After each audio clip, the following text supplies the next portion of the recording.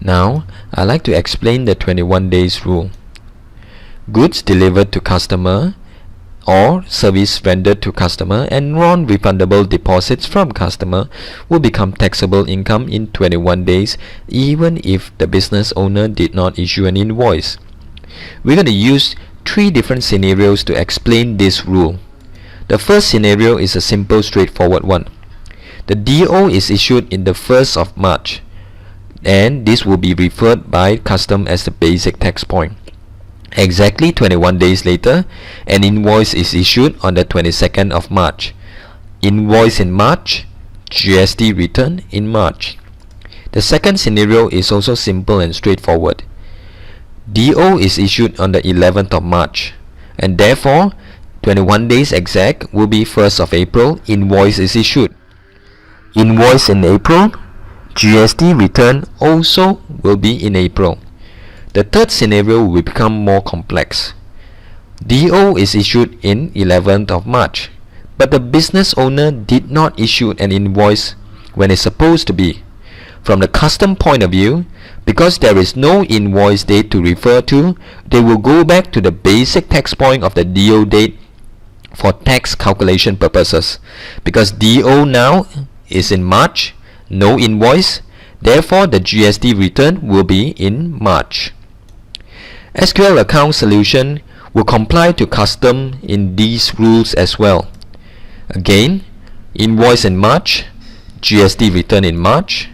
Invoice in April, GST return in April. But no invoice in April, then refer to the DO, and therefore DO in March, GST return in March.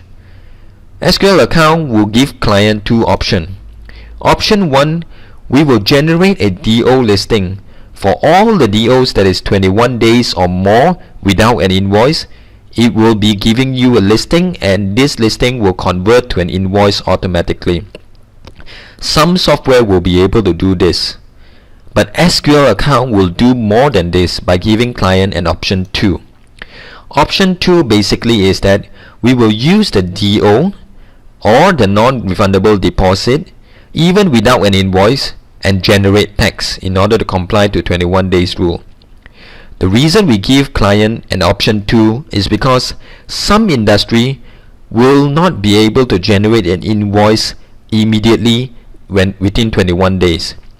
Example, a travel agency, a restaurant, or those companies that generate a lot of deposits, collect a lot of deposit without generating invoice. Let's say a wedding dinner will be held in next year, 13-14 months later, and will the restaurant generate an invoice today?